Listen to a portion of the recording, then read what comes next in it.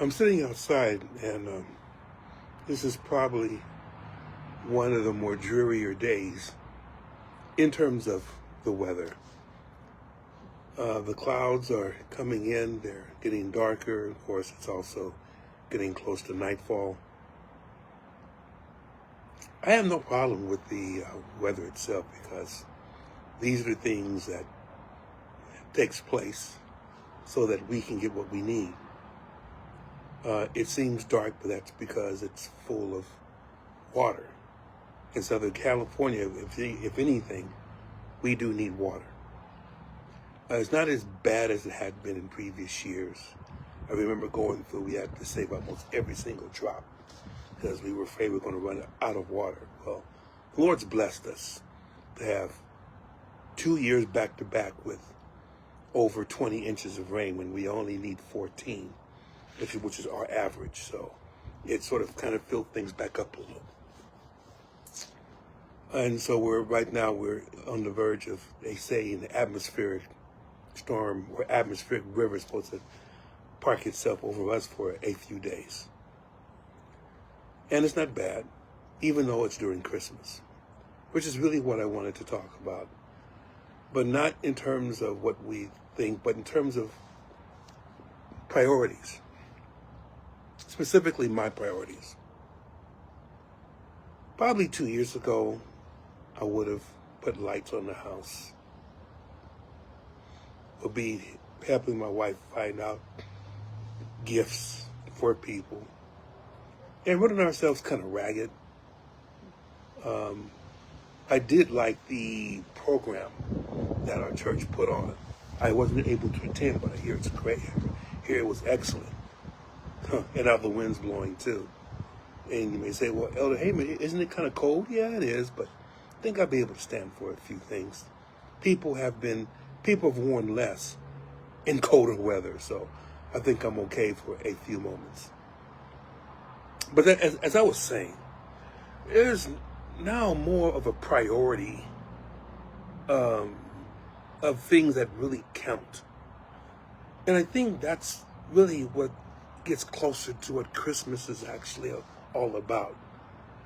Because we get overwhelmed with giving presents and making sure we have decorations and just the whole hustle and bustle of this season. And I looked today at my wife. I looked at her.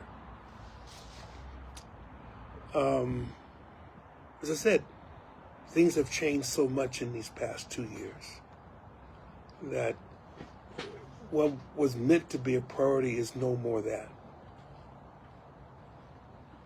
If others do it, that's up to them. I have no problems with them doing it. I'm just, well, one would say maybe I'm not in the Christmas spirit, but I am in the Christmas spirit, but not in the way that one would suppose. My Christmas spirit is that the Lord was born, or he was incarnated in the flesh, and his humanity was born so that we would have a chance to live, have a chance to have peace, have a chance to have joy, have a chance to have our lives mean something. And if you really look at what is called the Christmas narrative and look at what took place, we always talk about the wise men coming and they gave gifts. Gave gifts of what? Gold, frankincense, and myrrh. These, of course, the gold is gold. The frankincense and myrrh were pretty expensive fragrances. So to give that to just a newborn is something special.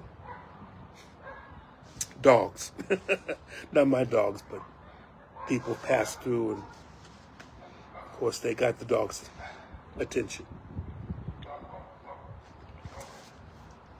But as I said, there's a change in perspective that I've gotten over these past 2 years. The first Christmas after the stroke that my wife had, she had just gotten home from being in a skilled nursing facility. And we tried to keep it up all the same, but it wasn't really the same. And my mind was more concentrated on her. I'm not even sure. It's a kind of a blur. Maybe she was in the hospital, maybe not. But I was just trying to get through the idea of taking care of her day after day after day. And I wasn't sure at that time that I could do it. There were times I thought, I got to put her somewhere, but something told me no. I am so glad that for that no. Because the things that have taken place in my life, I really treasure now with her. Does it mean that we're always going places? Most of the time we're not. I really won't go that many places until I get my back done.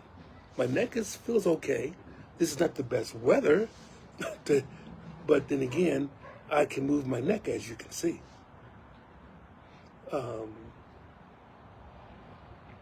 But I just wanted to just describe the different priorities that I have now during this particular time. It's not that I think of it just as a regular day.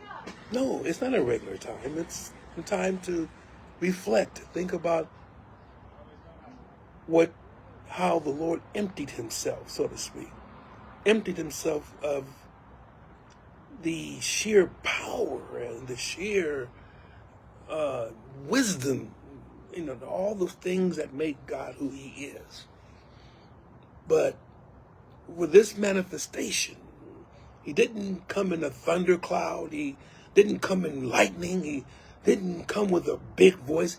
He came as a little baby. A humble little baby. A baby that all they can think about is, what can I eat? How can I be sheltered? Well, that's what most of us think about. And so we forget about the shepherds who stood watching their flock and how the angels appeared to them. And the chorus in heaven, they heard all this for them to realize that something was special going on in Bethlehem. And the shepherds came and they bowed down before baby. But they celebrated. They didn't just stay with their flocks and, okay, oh well, baby's born, that's fine. But they left their flocks to see Jesus. And maybe that's the thing. Now, I'm more concerned with the life that I'm living before. Can I give my life as a gift to him? Can I have my presence and learning how to take care of my wife as a gift to her? Making sure the house is not falling down around me as gifts to those who stay under its roof. It's interesting. Yeah. It's very interesting. There are kids that are coming across and they're enjoying themselves. And that's a wonderful thing. Part of it is also just watching, being able to watch and observe as the shepherds watched and observed the miraculous sight of Christ. I'm watching and observing people in not just seeing them as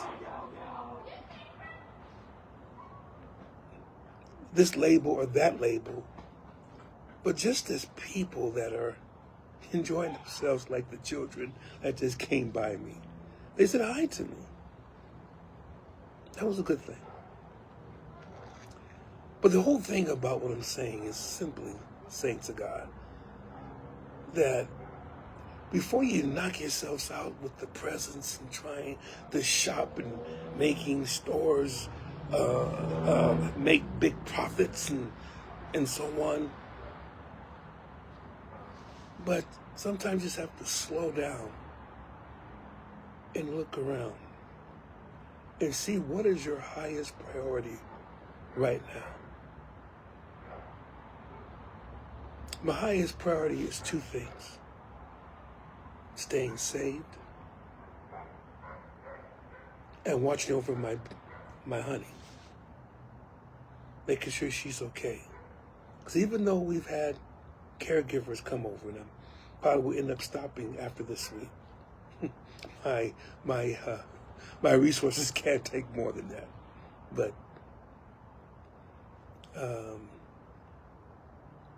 But even with the caregivers that a wife has had, I know that she eventually has to lean on me. I have to be there for her. But now she's asleep. She's had her food, and now she's asleep.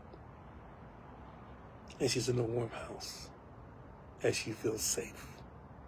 And that's exactly how God has made us. We're safe in Him, and there's no worries at all. God bless you. May He keep you. Take care of yourselves. And may the Lord bless each and every one of you richly during this season. Love you in Jesus' name.